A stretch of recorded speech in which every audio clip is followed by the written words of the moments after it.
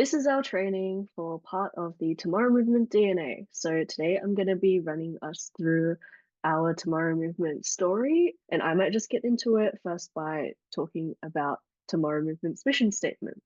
And so we say this mission statement at all of our calls and meetings to remind ourselves of what we're doing, because this is our guiding North Star.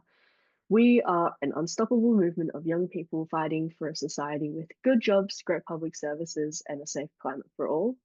We are organizing young people all over the country to fight for a tomorrow that works for everyone, not just big business. So that's who we are, that's what we're trying to do. So I'm going to jump then into our story. And so, why do we talk about story in our movements? Well, there's a few reasons. Stories, they are kind of foundational building block about how we make meaning in the world. They help us to share information and lessons with each other. It helps us create meaning from our experiences. And stories also share our values and what we stand for. And I really like this little line. If people power is the muscle of social movements, then storytelling is the heart. Stories are what helps us go on with the work and keep doing what we need to do. And so, why do we tell our stories? What's important about them? Well, humans are really hardwired for stories. Stories and narratives are how we create meaning and purpose out of information and events that happen in the world. Stories connect us as humans and they move us. Stories make us feel things. They make us connect to each other. And we also tell our story to show why our movement exists, what the future that we're trying to create is, and what are the obstacles that stand in our way. Tomorrow Movement Story, it explains our purpose. It's an analysis of what needs to change and how to change it. That's why we're really intentional about this is one version of the story of Tomorrow Movement that we like to tell. We are about to go through the 5 main beats of the Tomorrow story. Maybe some of this story also resonates with how you see the world, or you see what's wrong with it and what needs to be fixed, or what we need to try and fight for. The first part, our future is under threat. So we have a few article headlines that are a bit scary about housing affordability, about climate disasters, about cost of living. Our future is under threat, and really more than our future, our stability of our current lives and the lives of millions of people around the world is already under threat. And so this is our part of the story. We are facing an uncertain future and already uncertain present. Our planet, our democracy, and our economy are in crisis. For generations, summer used to be a time of fun and relaxation, but now climate change brings the danger and anxiety of record-breaking heat waves and catastrophic bushfires. We can't count on basic necessities like a secure job, stable housing, or even medical care. Our government has become the tool of big business, enriching themselves and blocking action that would solve this crisis and improve our lives.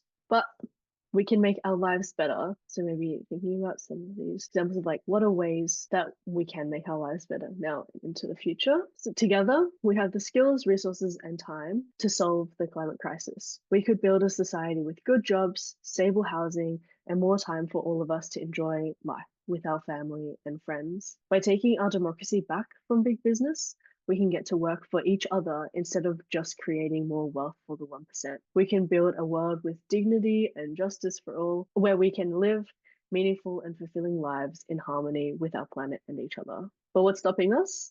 A greedy few are driving us towards disaster. Our world is being driven to destruction by a handful of billionaires. They are poisoning our air, water, and land for their own profits. They get away with it by capturing our democracy and spreading lies in the media.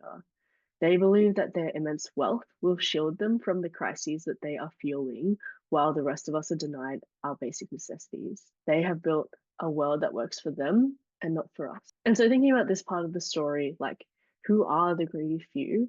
Off the top of my head, they're like the fossil fuel billionaires, all the companies like Woodside, Gina Reinhardt. They're all making a lot of money off the climate crisis. You also have other major corporations like Woolworths and Coles, all continue to make a profit at the cost of our quality of life or affordability. There's probably heaps more we could list in terms of who the greedy few are, the 1% who are driving us towards disaster. But we won't let them divide us.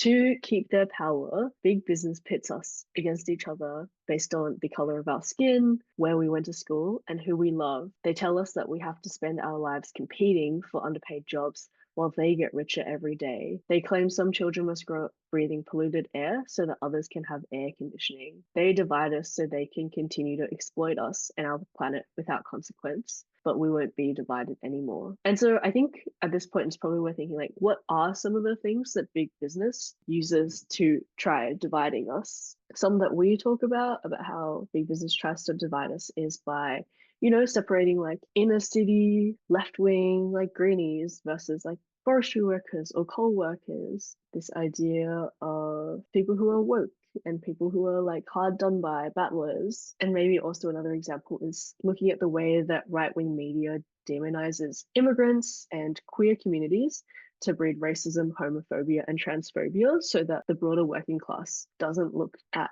big business and the 1% as the reason for their hardship. We can blame someone else. We can blame the most recent immigrant. These cultural divides are not natural, but they're something that is deliberately manufactured in order to keep billionaires in power. And I think it's something for our movement to work on to rise above these divisions and find ties of solidarity that actually bind us together.